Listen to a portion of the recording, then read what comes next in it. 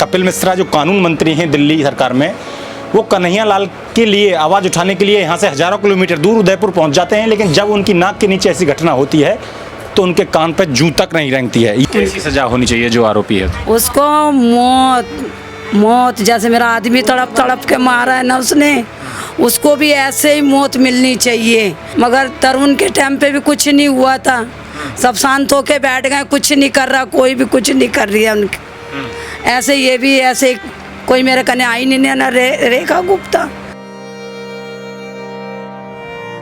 जहाँ उनका घर है ना वहाँ बुलडोजर चलना चाहिए। आप चाह रहे हैं कि योगी की तरह एनकाउंटर? और क्या, योगी की तरह ही होना चाहिए, जैसे योगी ने करवा रखा यही होना चाहिए यहाँ पे भी। हमारी आवाज़ योगी तक पहुँचनी चाहिए कि वो हमारे को इंसाफ दिलवाए, उनके भी बुलडोजर चले उनके मकानों पे भी। थाने में बैठा रखा है, कहीं नामो निशानी नहीं है रेखा गुप्ता का, तो बस वो तो यहाँ पे बैठ गई सीएम बन के। करा क्या यार, योगी होते दिल्ली में तो मिल जाता इंसान हैंड टू हैंड। जैसे योगी एनकाउंटर करा देता, हमें भी एनकाउंटर ही चाहिए उसका। और अगर कोई पुलिस कुछ नहीं कर सकती तो लाओ हमारे हवाले कर दो, हम इंसाफ अपने पापा को खुद दिला देंगे। पापा के पास ऊपर गया हूँ तो यहाँ पे भी लोग खड़े हुए थे और पापा के पास भी कई सारे लोग खड़े हुए थे देखने के लिए। तो मैं ऊपर चढ़ा तो वहाँ मेरे पापा का मर्डर हुआ था। आने की भी बहुत कोशिश की मैंने, पापा उठ जाओ उठ जाओ उठ जाओ, पर पापा मेरे बहुत ज़्यादा ब्लीडिंग में, उनका फेस पूरा पीला हो रखा था। इसने अपनी मम्मी का भी 2 से 3 साल पहले मर्डर किया था और उस चीज़ में भी ये दोषी ठहरा नहीं हुआ था। अगर ये केस उस पर होता और वो आज जेल में होता तो आज मेरे पापा जिंदा होते। पहले भी उसने अपनी मम्मी का गला रंधा था, जैसे मेरे हस्बैंड का काटा, पर इन लोगों ने उसका केस दबा दिया था। केस दबा दिया ना, केस दबा दिया। अब हमारी चीज़ें उजड़ गए तो हमें भी तो खून के बदले खून चाहिए। अब उनकी बेटी है, 2 बच्चे कुंवारे हैं। अब मान लो अगर लड़की ऊपर चली जा रही है तो लड़की को मार देता वो तो। सो गए थे, सोने के बाद उसने ये कांड करा है। घटना हुई, इससे आपको कितना दुख है? बहुत ज़्यादा दुख है भाई साहब जी। क्या लग रहा था, ऐसा क्या दिमाग में आया मोहम्मद? थोड़ा बहुत मुझे लग रहा है साइको है वो, मतलब मानसिक संतुलन खराब शायद। कुल हमारी बहुत ज़्यादा इसमें बेइज्जती भी हुई है जी। मोहम्मद आज़ाद मानसिक संतुलन खराब था क्या इनका? होगा जी, मालूम नहीं मुझे। बहुत डिप्रेशन में रहता था वो, बहुत ज़्यादा। जुए के चक्कर में हुआ है, जुआ के में जो है ना, ये जुआ खेलता था और उसमें ये पैसा हारा है तो बस उसने पैसे वैसे मांगे होंगे। आप तो भेदभाव नहीं, हमारा कुछ नहीं, हमारे लिए सब भाई है। ना कभी इतनी बुराई देखी, हमने तो अच्छाई देखी यहाँ की। भाई मैं कहना चाहता हूँ कि जिसने भी कहा है बहुत गलत किया है। अपनी माँ को मार के उन्होंने अच्छा नहीं किया था, और ये जो आदमी मरे थे वो बहुत अच्छे आदमी थे। मांगे राम जी है जिनका मर्डर हुआ, वो बहुत अच्छे थे। वो हेल्प भी करते थे सब लोगों की, यहाँ पर कोई पैसे मांगने उधार जाता था वो देते थे। वो कुछ इत्तेफाक ऐसा हुआ जो वो बार बार उनसे लेता होगा, उन्होंने मना कर दिया और उनके बीच में क्या बात हुई हम लोगों को किसी को पता नहीं है। दिल्ली के अंदर किस तरीके से हिंदुओं को टारगेट किया जाता है, लेकिन बावजूद उसके दिल्ली की रेखा गुप्ता सरकार आंख मूंद कर चुप बैठी रहती है। मैं हूं रोहित अत्री और आप देख रहे हैं खबर इंडिया। पहले उत्तम नगर का तरुण हत्याकांड चर्चा में रहा और आज भी उसको न्याय नहीं मिल पाया, लेकिन घटना के 2 महीने बीत जाने के बाद एक बार फिर दिल्ली के आर.के. आश्रम में माधव राम जी को फिर उसी तरीके से, या कहें कि उसी तरीके से मोहम्मद आज़ाद गला रेतकर हत्या कर जाता है। लेकिन घटना के 3 दिन बीत जाने के बाद उन्हें भी कोई अच्छा आश्वासन नहीं मिल पाता है, या कहें कि उन्हें भी कहीं ना कहीं न्याय की उम्मीद नहीं मिल पा रही है। ये माधव राम जी का घर है, आज उनके घर पर हम मौजूद हैं। दिल्ली की रेखा गुप्ता सरकार है, उन पर इनको कितना भरोसा है, कितना न्याय की उम्मीद है, लेकिन ये हिंदू कब तक शिकार होते रहेंगे? ये हिंदू कब तक जिहादी मानसिकता का शिकार होते रहेंगे, या कहें कि उनका टारगेट बनते रहेंगे? यहाँ उनका परिवार मौजूद है, उनसे बातचीत करेंगे। भैया क्या नाम होगा आपका, और आप माधव राम जी जो हैं क्या लगते हैं आपके? माधव राम जी मेरे पापा थे जी, मैं उनका बेटा हूँ। आप बेटा हैं? हाँ, आप रहते हैं। माधव राम जी के साथ वो बैठता उठता था, आखिर एक ऐसा भाईचारा कि उनको उनके घर में ही उनका गला रेत कर चला जाता है। सर वो पापा ने मेरी सोने की चीज़ें पहन रखी थी जी। हाँ, चैन थी, 2-3 अंगूठियाँ थी और पापा के पास कैश भी था। और मैं उसके सामने 27,000 रुपये ATM से निकाल के भी लाया था। जब मैं अपने पापा को दे रहा था तो वो तब भी बैठा हुआ था, जब मैं पैसे निकालने गया था वो तब भी बैठा हुआ था। उसके बाद मैं अपने भाई के साथ जूस पीने जाता हूँ तो मैं यहाँ खड़ा हुआ होता हूँ, तो वो यहाँ से ऊपर चढ़ ही रहा होता है। तो वो मेरे को देख के रुक जाता है, तो मुझसे कहता है कि भाई मैं आपको 3000 रुपये पेटीएम कर रहा हूँ, आप मेरे को कैश दे दोगे? मैंने भाई मेरे पे नहीं है, मैंने सारे पैसे अपने पापा को दे दिए। कह रहे अच्छा ठीक है। तो वो यहीं से चला जाता है। उसके थोड़ी देर बाद मैं अपने पापा के पास कमरे में जाता हूँ टी शर्ट बदलने। तो पापा से मैं कहता हूँ, मैंने पापा मैं भी थोड़ी देर में आ रहा हूँ, मैं भाई के साथ जा रहा हूँ, अज्जू भाई के साथ। कह रहे अच्छा ठीक है। कब तक आएगा? मैंने आ जाऊँगा शाम तक। कह रहे ठीक है। उसके बाद हमारे जीने पे वो चढ़ता है। पापा कहते कोई चढ़ रहा है? मैंने हाँ पापा आवाज़ तो आ रही है। तो वो जाजू होता है, मैं टी शर्ट बदल ही रहा होता हूँ, तो हमारे पर्दे पे से ना यूँ झाँक के, जब उन्हें देखा ना मैं सामने खड़ा हूँ, तो यूँ देख के वो नीचे चला जाता है। पापा कह रहे कौन था? मैंने पापा जाजू था। कह रहे अच्छा। मैंने पापा फिर आ रहा हूँ फिर मैं थोड़ी देर में, ठीक है? अरे ठीक है। उसके थोड़ी देर बाद ही 5:30 बजे की बात है, मैं अपने भाई के साथ ही था, तो मेरी दीदी का फ़ोन आता है कि भाई तू जल्दी घर आ जा। कह रही भाई तू जल्दी बस घर आ जा। मैंने क्या हुआ बहन? सब रो रहे थे, चीखने चिल्लाने की आवाज़ें आ रही थी मेरे को। मैंने बहन क्या हुआ तू मेरे को बता तो सही। कह रही बस तू जल्दी घर आ। मैंने ठीक है रुक जा मैं आ रहा हूँ। मैंने पहले पापा को ही फ़ोन करा, पापा ने पहला कॉल नहीं उठाया। फिर मैंने दूसरी कॉल की, पापा ने तब भी नहीं उठाई। तब मैं घबरा गया, तो मैंने बोला अपने भाई को कि भाई पापा फ़ोन नहीं उठा रहे, तू जल्दी घर चल, मेरे को बहुत ज़्यादा घबराहट हो रही है अब। तो मैं आया यहाँ पे, बाहर उतरने के बाद मैं सीधा अपने यहाँ से पापा के पास ऊपर गया हूँ। तो यहाँ पे भी लोग खड़े हुए थे और पापा के पास भी कई सारे लोग खड़े हुए थे देखने के लिए। तब मैं ऊपर चढ़ा हूँ, तो वहाँ मेरे पापा का मर्डर हुआ था। आने की भी बहुत कोशिश की मैंने, पापा उठ जाओ, पर पापा मेरे बहुत ज़्यादा ब्लीडिंग में, उनका फेस पूरा पीला हो रखा था, और जो उनके गले में चेन थी वो भी नहीं थी, ना पापा के पास अंगूठियाँ थी जो उन्होंने 2-3 पहन रखी थी। मैंने पापा को बहुत कोशिश की उठाने की, पर पापा नहीं उठे। लेकिन ये जो था मोहम्मद आज़ाद, जिसको आप जाजू बोल रहे हैं, जो आरोपी है, वो कब से बैठता था? जब पापा रिटायर हुए थे ना मेरे, तब से थोड़ा इनका उठना बैठना थोड़ा ज़्यादा हो गया था। हाँ जी। उसके बाद हाँ 3-4 साल से ही उठता बैठता था पापा के पास। जानते पहले से ही थे, पर उठना बैठना इसका अब हुआ था। तो उसके बाद मैं का भी कोई लेन देन चलता था? हाँ, इनने मेरे सामने भी पैसे मांगे हैं, पर पापा नहीं देते थे इसको। पापा मैं नहीं दे सकता, मेरे पास नहीं है, क्योंकि इसने अपनी मम्मी का भी 2 से 3 साल पहले मर्डर किया था, और उस चीज़ में भी ये दोषी ठहरा नहीं हुआ था। और आज ये और उसके पीछे वाले लोगों ने इसको बचा लिया था। हाँ जी, अगर ये केस उस पर होता और वो आज जेल में होता, तो आज मेरे पापा ज़िंदा होते। नहीं, इस तरीके से जो आप कह रहे हैं कि अपनी माँ का इसने मतलब गला रेत दिया था, लेकिन ऐसी मानसिकता का लोग था, ये आदमी था, और उसके बाद भी आपके घर बैठ रहा, आपको शक नहीं होता था ऐसे आदमी पर? सर शक मेरे पापा को होता तो था, पर मेरे पापा बहुत दयालु आदमी थे, मेरे पापा दिल के बहुत अच्छे थे। मेरे पापा के साथ ये भी बैठता था, और भी बहुत सारे लोग बैठते थे, जैसे कि एक बिजली वाले प्रकाश अंकल हैं, सबसे पहले उन्होंने ही उनको देखा था। पापा बिल्कुल सीधे लेटे हुए थे, वो 5:30 बजे के 5, 5:15 ऐसे जाते हैं, तो मेरे पापा को ऐसे हाथ यूँ करके टहलाते हैं कि भाई साहब उठ जाओ, क्योंकि मेरे पापा स्ट्रेट ही सोते थे ज़्यादातर। तो पापा उठ जाओ भाई साहब मैं जा रहा हूँ, भाई साहब जी उठ जाओ, भाई साहब जी उठ जाओ। पापा ने कोई रिएक्ट नहीं करा। तो जब वो पापा के ऊपर से वो हटाते हैं ना शॉल, तो मेरे पापा डेड पड़े हुए थे और बिल्कुल खून में लथपथ हो रखे थे। तब ऐसी प्रकाश अंकल ने मेरी दीदी को बुलाया, तब दीदी ने ऊपर गई है, तब दीदी ने मेरे पास फ़ोन किया, तब मैं आया हूँ। घर के अंदर आप देखिए कि आप हौसला देखिए आप किसी एक जिहादी मानसिकता का, कि घर के अंदर आकर इस तरीके से घटना को अंजाम देकर और सफाई से निकल जाता है। और उसकी वाइफ भी उसमें शामिल थी। जो भी खून लगा हुआ था ना, तो वो धो ही रही थी सबूत मिटाने के लिए। उसी टाइम पुलिस ने एक्शन लेके उसको पकड़ लिया था। तो आपको कैसे पता चला कि ये घटना उसी ने की है?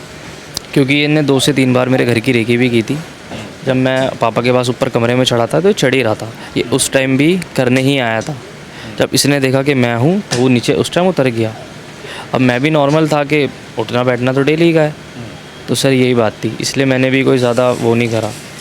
जी, तो आप फिलहाल सरकार से क्या उम्मीद करते हैं, कैसी मांग करते हैं? सर मैं तो यही मांग करूँगा कि जो यूपी में होता है, योगी सर जी वाला, मैं अपने दिल्ली में भी सीएम रेखा गुप्ता जी से यही गुहार लगाऊंगा कि दिल्ली में भी वही एक्शन हो जो योगी जी की तरफ। बिल्कुल सर, मैं उसका इनकाउंटर ही चाहूँगा, या उसको फांसी की सज़ा हो, दोनों को ही, और उसका घर जल्द से जल्द तोड़ा जाए, और उसका घर परिवार का इंसान भी यहाँ ना रहे।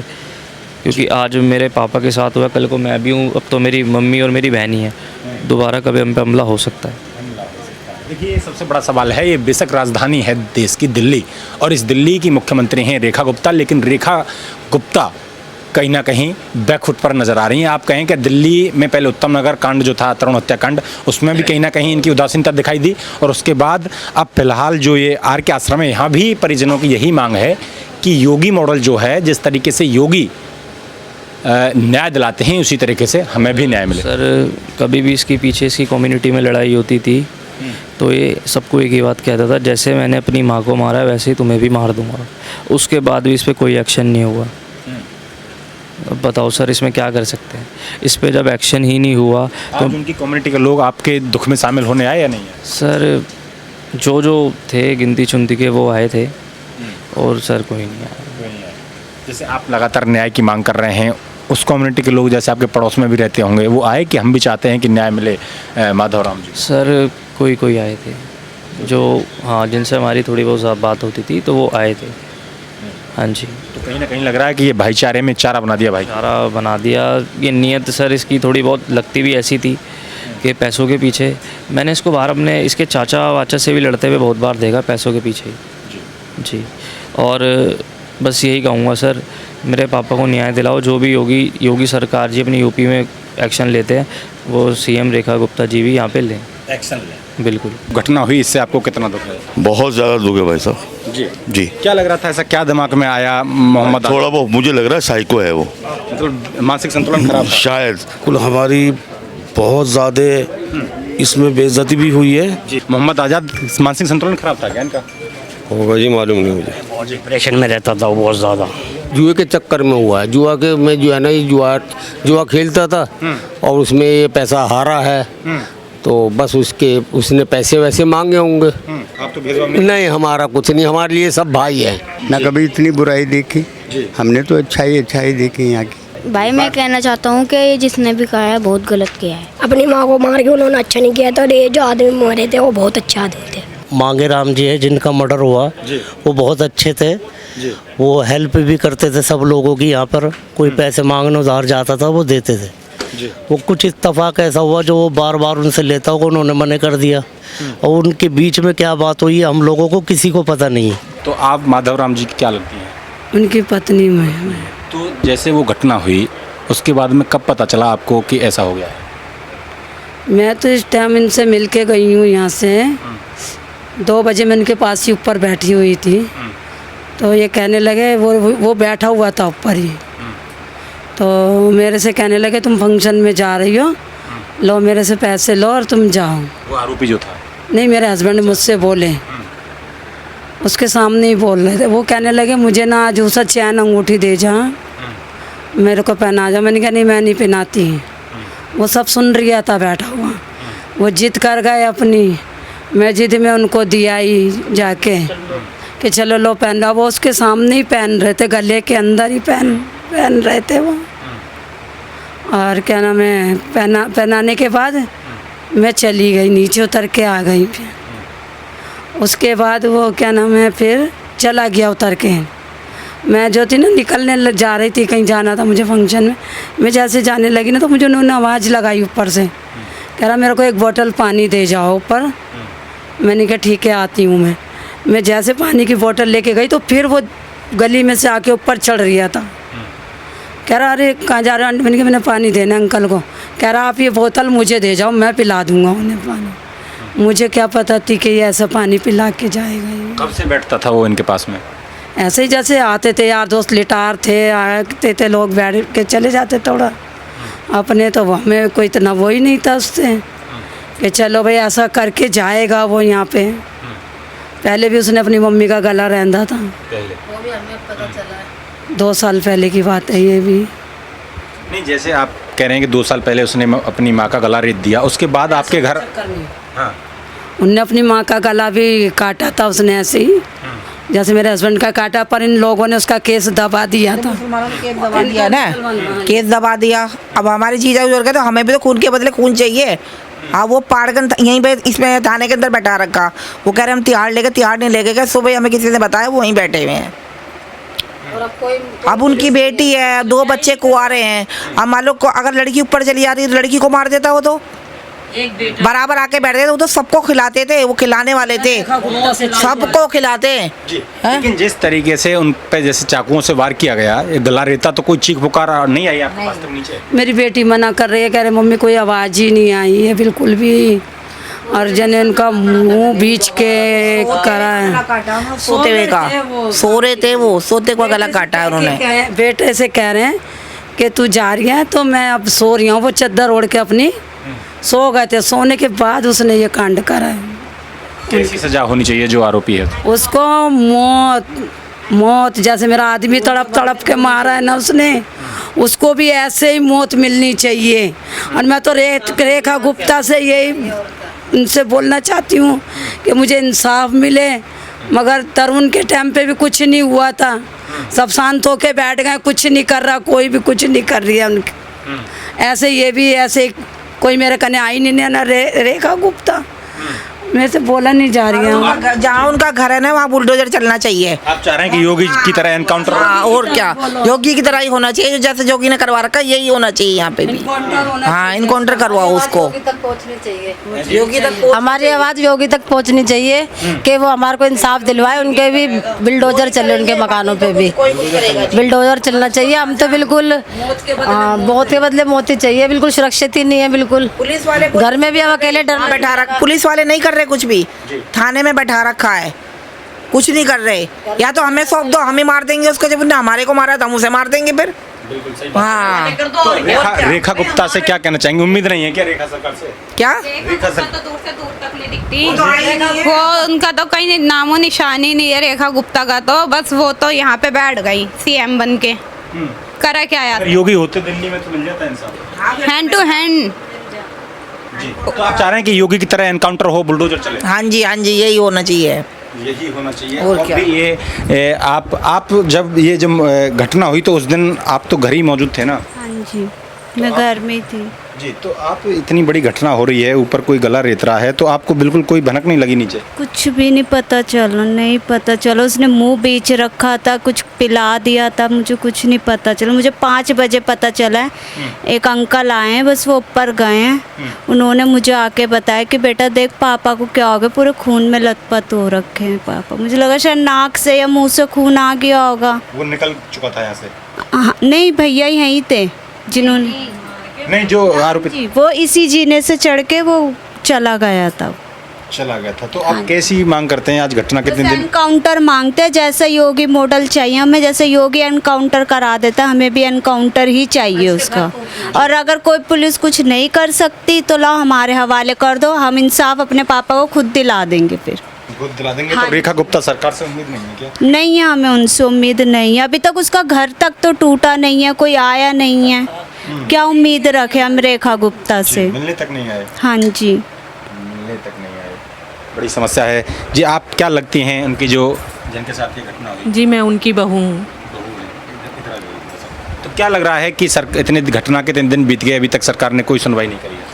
मुझे लगता भी नहीं कि आगे कोई सुनवाई होगी, जैसा चल रहा है, जैसा देख रहे हैं, मतलब उसको, अपराधी को अभी तक जेल में ही बंद कर रखा है, उसके खिलाफ कुछ कार्रवाई नहीं कर रहे हैं, यहाँ आ नहीं रहे, कोई पूछताछ नहीं हो रही, तो हमें कोई उम्मीद नहीं मिल रही। हमें दिखाओ तो सही कि उसे पकड़ भी रखा है या नहीं पकड़ रखा है, झूठ बोल रहे हैं, क्या कर रहे हैं, हमें कुछ नहीं पता चल रहा। लेकिन एक योगी है यूपी में, तो अब तक परिणाम हो जाता सामने। योगी होता तो शायद हो जाता, रेखा गुप्ता से कोई उम्मीद नहीं है हमें।